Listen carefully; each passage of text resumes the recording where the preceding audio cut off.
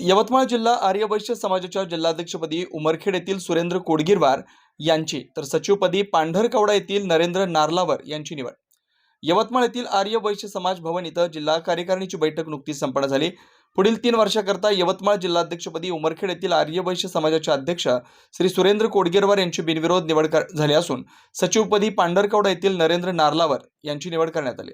उमरखेड येथील आर्यवैश्य भवनाचं नूतनीकरण सुरेंद्र कोडगिरवार यांच्या कार्यकाळात अतिशय सुंदर असं केलं असून त्यांच्या समाजाबद्दलचं कार्य पाहता त्यांची यवतमाळच्या जिल्हाध्यक्षपदी निवड करण्यात आली। निवड झाली तेव्हापासून त्यांच्यावर अभिनंदनाचा वर्षाव होतोय। उमरखेड आर्यवैश्य समाजाच्या वतीनं जिल्हाध्यक्ष सुरेंद्र कोडगिरवार यांचं शाल, श्रीफळ व पुष्पगुच्छ देऊन शुभेच्छा देण्यात आल्या।